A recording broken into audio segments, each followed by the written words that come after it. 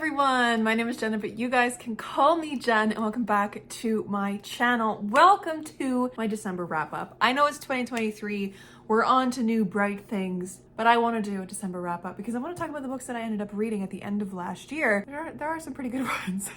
So without further ado, we're just gonna dive in. In December, I ended up reading 10 books, which is pretty good, pretty average for my very drastically different reading year that I had. We had a whole bunch of different ratings as well. We had like a 2-star all the way to a 5-star, which is pretty fun. I read the majority, of course, was adult fantasy, but it was all good and it was all interesting. So first up, we kind of started with a little bit of a bad one that I did not enjoy. It was the book club pick for this month. We ended up reading The Apothecary's Garden by Jeanette Linz, and this one was boring. It was boring. The main character was kind of insufferable, and I kept like trying to procrastinate listening to it as I was like doing different things because I was listening to the audiobook for this, and it might be because of the audiobook I didn't really enjoy it a whole lot, but the writing was really pretentious and it was trying to be like old-timey and not, you know, and like have that era to it, and the audiobook was grating to listen to. It was just not good. Overall, not good. I gave it 2 stars. The next one that I read was The Nine Eyes of Lucian by Madeleine Roux. This one is the second of the Critical Role novels, but they are each standalone novels. They follow different characters. This one follows Lucian, who is a character from the Mighty Nine campaign, which is campaign 2 of Critical Role. And this was very, very fun for me to read. It had just like a light skating of horror to it, and I really enjoyed that. I also read this and participated in a book club. I got invited to be part of a book live stream, so I will leave that live stream link down below so you can get all our thoughts. Definitely spoilery, especially for this book and for the Mighty Nine campaign. So do warn about that. But yes, this one was definitely interesting. I really liked this interesting kind of view on how a character who has so much potential could go so wrong. So definitely like this, 4 stars. Then I got into my December reading challenge where I ended up rolling a D20, which is a 20-sided die, and I ended up having a list of books that I wanted to read, and I let the dice choose for me because as a mood reader, I wanted to do a little bit of a different kind of TBR challenge and see if I could get some of the books that I have been meaning to read all year, or some of the new books that I had on my list that I wanted to read at the end of the year, and it made it quite fun actually. But I started that, and the dice chose The Binding by Bridget Collins first, and this one was definitely an interesting read. At the beginning, I wasn't super into it because I think the writing style just wasn't doing it for me, but what kept me going was the fact that I had no idea what like the bookbinding aspect of this was. So I suggest you guys go in blind. So all I'm gonna tell you is that this follows Emmett Farmer, who is working in the fields. This is kind of like Victorian era style historical fantasy, and he ends up getting an apprenticeship for a bookbinder. In this world, books and bookbinding are almost taboo. So it's very interesting to go in only knowing that and seeing where this story unfurls, because Emmett himself is such an interesting character. He goes through so much. This is definitely very queer, and it also so many trigger warnings, my friends. Look up the trigger warnings because there are instances of incest, rape, sexual assault, homophobia, animal abuse, like it just everything. So please check the trigger warnings if you are interested in going into this. It is quite a dark read, but it did kind of sweep me away because I didn't really know what that bookbinding thing was. I was so intrigued to find out, and by the time that I did find out, I was already attached to the characters and it just swept me away. So I really like this, and I give this 4 stars. Then the dice chose for me to read The Blood Trials by N.E. Davenport, and this is a adult sci-fi fantasy. I say adult with like a bunch of question marks after it because this definitely feels more YA to me, and I think the only reason for that is because it's written in first person. I've realized in the reading of this that things feel like YA when they are first person. I am just realizing now that my frame is slightly lopsided. Let me see if I can fix that. As I was saying, the blood trials, I think what feels YA to me is when things are written in first person, and I don't know why that is. Why it feels YA to me when it's first person, I couldn't tell you. But that is the only thing that feels YA to me, is the first person. Otherwise, this feels like a extremely brutal grown-up version of Blood Scion by Deborah Falahi, which I did read earlier this year as well. They have very similar themes and instances. There are many, many differences, and I think this is definitely does something very fresh and different from that. But if you liked Blood Scion, try this. And if you liked this, try Blood Scion, kind of a thing. Definitely very brutal. And saying that after reading Blood Scion earlier this year, Blood Scion was definitely very freaking brutal. So this like steps that up into the adult fantasy realm, if that makes any sense at all.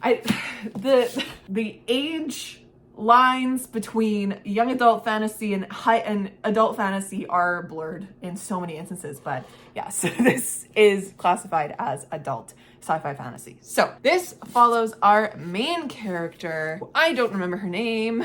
Ikenna, who is part of this like very, I almost want to say like Spartanistic, misogynistic society where she's been training to become a warrior her like whole life. Her grandpa was part of this really elite force and he was training her. But at the beginning of this, he dies in a very sudden fashion, and it sends her on this like tailspin. Everybody thinks that it was like a heart attack or something that happened to him that took him out that way, but someone approaches Ikenna near the beginning of the story and says, hey, we think he was actually murdered and we need you to go in and be like a spy and figure this out. So she ends up kind of getting herself together again and continuing on the path that she was going to do originally to find out who her grandfather's killers are and get revenge. So this is kind of a revenge story. This is also a trial story. This I read pretty close to when I read the Sunbearer Trials by Aiden Thomas, and this does the trial aspect so much better than the Sunbearer Trials. Like the Sunbearer Trials was fun and light and lovely, but the trials didn't really have any stakes for me. These trials, holy man, they have stakes. So huge stakes, crazy stakes for these kids, essentially. They're not kids. What are they called? They have like, I call them recruits. Sure. Recruits to become a Praetorian Guard have to go through to become the Praetorian Guard. And so it is brutal, it is intense, and Ikenna is part of these people that have been, it's incredibly racially charged, and all of these Praetorian people that she's dealing with don't believe that her kind of people should be in the Praetorian Guard. So it's this whole thing. It's very intense, but this was just fine for me. In the way of like, I probably just need to reread this. It gives me the same feeling that I had when I read The Poppy War for the first time. I recognize this is an incredibly good book, and I think so many people should read this if this at all interests you. But I think I just read it at the wrong time because I did not connect with the characters. I felt like just a huge disconnect from the narrative, and I was just like, this is fine. I should have put it down and I should have come back to it at a different point. And I'm going to pick up the sequel when that comes out, and I'm going to do like a reread of the whole thing to get the story again because I want to give it its best shot. The writing is good, the story is good. I just didn't quite get what I probably should have gotten out of it, and that's on me. It's me. Hi, I'm the problem. It's me, So I gave this 3 stars, but it definitely deserves a reread to see if I get my shit together and I rate it higher. But revenge story, trial book, intense world building, and sci-fi elements. You guys should read this. It's good. I also read this month Half Sick of Shadows by Laura Sebastian, and this ended up on my favorite books of 2022 list. I adored this, every moment of it. And I knew I was going in because when I heard about this book way back, even before it was released or anything, I heard the title and I knew immediately what it was referring to because this is a quote from my favorite poem of all time, The Lady of Shalott by Lord Alfred Tennyson. Half Sick of Shadows breaks me apart. This quote. And so I knew immediately that I was in on it. And then it's like, the knowledge of like Arthurian retelling follows these group of kids. We have Elaine and Arthur and Morgana and Gwen and Lancelot. We follow them and it's an Arthurian retelling and it's just lovely. And I knew, because Arthurian retelling, my favorite thing ever. Second thing, it's a retelling or a reimagining of my favorite poem of all time. Amazing. It was so good, my friends. And I don't think I recommend this to a lot of people. So the people that I would recommend this to are those who like the slower, beautifully written books, the ones who enjoy to really savor a story, who don't mind not as action-packed stories, who don't mind sitting in feelings and visions and also flashbacks and just dealing with this possibility of what if everything falls apart and the weight of the future on your shoulders. If I had been writing this book, I probably would have done it a little bit different, which is really interesting to say about one of my favorite books of the year because I would have done some things different. I would have had a lot of the visions that we get through Elaine, because Elaine is the Lady of Shalott and she is a seer, so she can see the future or the possibilities of the future. And and the whole thing about the Lady of Shalott is that she's like weaving a tapestry, right? But she can't look at Camelot because that is her demise. So Elaine has been able to, she knows of her death from being a young girl. Like she knows how she's gonna die, and that's by drowning. It's literally the first page of this book is like, I'm gonna die by drowning. What is the first line? I will die drowning. It has always been known. That's the first line of the book. But I respect everything that Laura Sebastian did in this book, and I think it is perfect. It is a perfect book from what we got. Anyways, 5 stars, if you didn't know. Then I ended up picking up Thistle Foot by Jenna Rose Nethercott, and this is another one that I rolled for. I didn't end up rolling for Half Sick of Shadows. That one was a read that I had been getting through since November. But Thistle Foot disappointed me so much. This one was boring. And it was paced so weird. The concept is so cool. So we have these 2 siblings. I believe they're twins. I could be wrong. They are just pitched as the Yaga siblings.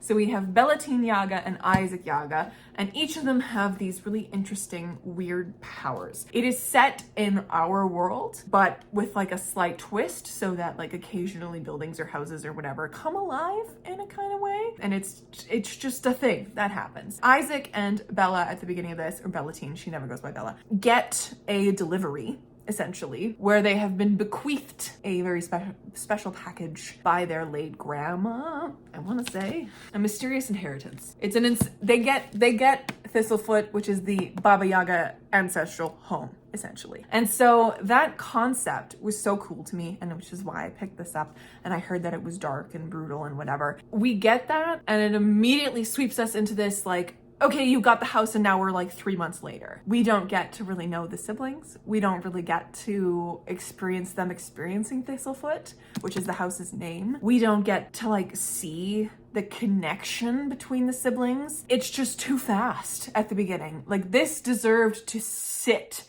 and really entwine in like a fairy tale-esque kind of way. It was too fast. And then it was just, I just didn't care about either of the siblings. And I was listening to this on audio and I just kept wanting to just put it down and DNF it. But I just also was like, I shouldn't do that. I bought this hardback. I should read it all the way through. I should have DNF'd this. But I ended up giving it 3 stars because it is good and people who love it for a reason. So if you are at all interested in this, go look up reviews and go look up the synopsis yourself. I'm probably not the person to tell you about this book. Someone who really loves it is probably the person to tell you about this book.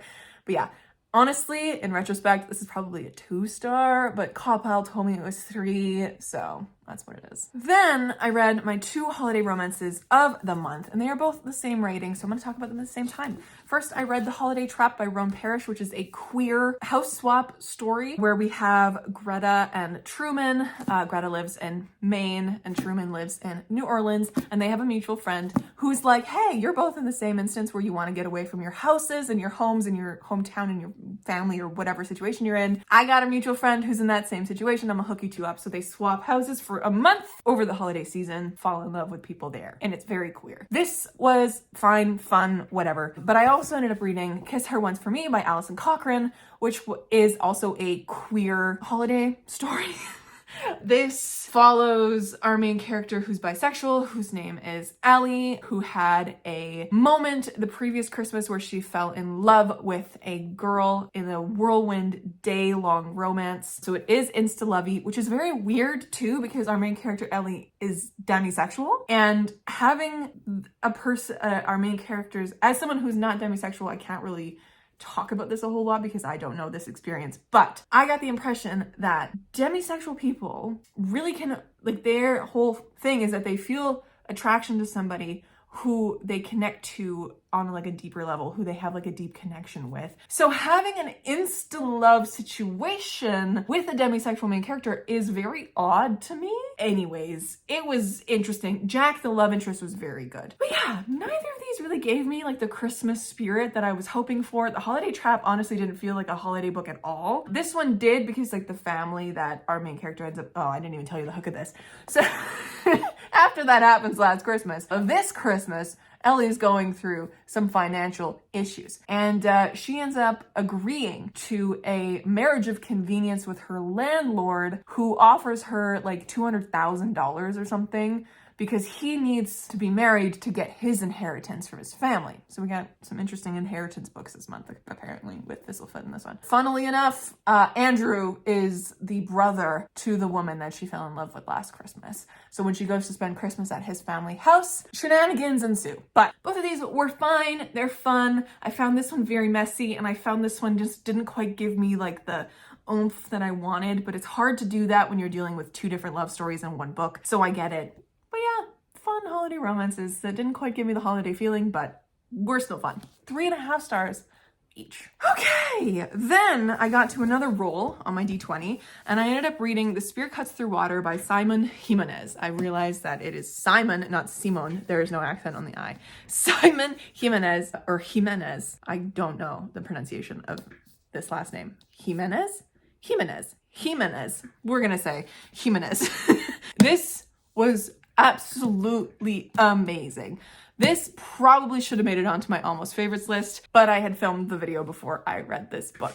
So this was just so good. So amazing. And I don't even know how to describe this book. We have 3 different narrator styles in this book, all wrapped into one as you're going through this churning narrative. It follows essentially a you point of view in like current day, sort of, who has family and is listening to your abuela tell you this story and talk about the inverted theater. And then you kind of drop into the inverted theater every once in a while, and you learn about the story of the Moon Throne, but very specifically about the story of June, who is a son from this throne, and Kima, who is a outcast warrior type of person, as they are put on this task to bring a spear from someone who died, and tasked Kima with taking the spear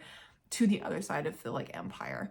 And then they do that and things happen in between. Obviously, it's like a traditional quest narrative, but it is so lovely and so deeply, beautifully done. And then we have that third narration style every once in a while, where sometimes in this page, so we have like statements kind of breaking up the pages, which is interesting.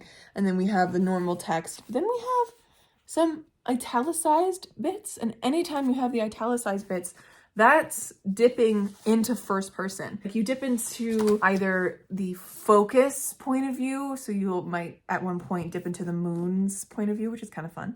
The moon empress or the moon goddess in here. And then you sometimes dip into some random strangers that our characters like bump into on the street, and you get like a snap of their story. And this whole book is just woven so beautifully together. Like honestly, the whole time I was reading this, I was like, I shouldn't like this, because it is of a narration style that I'm not used to and I don't really enjoy usually, but it is just so beautiful. And I'm going to be thinking about this book for so long, and you all need to pick it up and read it, please. It's so good.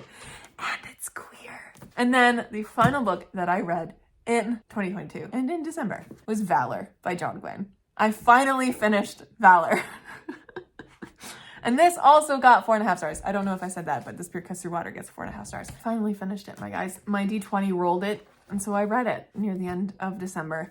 And I absolutely loved this book. I read this I started reading this back in like April of this year or something ridiculous. Like it took me like 200 days to finish. I looked at Copile and that's what it said. I had been reading it for 200 days, and I'm like, oh God. It was so easy to get back to. I had read like 200 and some pages originally. And then when I went to pick it up again this Christmas, I looked back and I like went back to I looked at the point of view I was in. I was in a Corbin point of view. That's where I had stopped. So I went back to a previous Corbin chapter and started from there again, just so I could like remember what was going on and then keep going. And it was so easy to fall back in, which I didn't realize was going to be so easy to fall back in. Sure, there's a lot of points of view in this that I was like, I don't remember who this is at all. But past Jenna was very smart and wrote all the points of views in the back and who they were, or at least most of them. I had to fill some of them in purple as I was reading them. So we have Uthas and Cohen and Veridus and Macwin and Corbin and Lycos and Evnis and Tukul and Fidele and Corlin and Camlin and Lycos. Like, we have so many points of view. I know who all of them are. And it was easy to remember what the story was doing. And I just loved this. This is the sequel, by the way, to Malice, which is the first of the Faithful and the Fallen quartet by John Gwynne. And I cannot wait to keep going with this. John Gwynne does epic fantasy so well, arguably better than George R. R. Martin and Robert Jordan. Like, I know that's a big statement, but I think he does it better than them.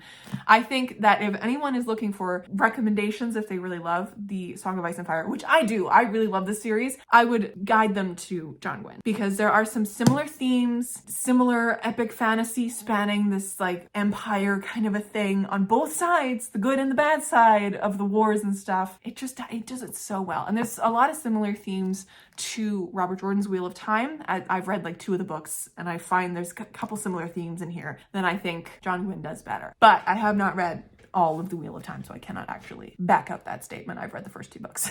So there is that. But anyways, my friends, those are all the books that I read in December of 2022, and we are now looking at 2023. Wow. I tried to read one more book in 2022. I ended the year reading The Words of Radiance by Brandon Sanderson, but that was the first book that I read that I finished in 2023. So I'll talk about that one in my January wrap up. Anyways, friends, I will catch you in another video very, very soon. Stay kind and keep on reading.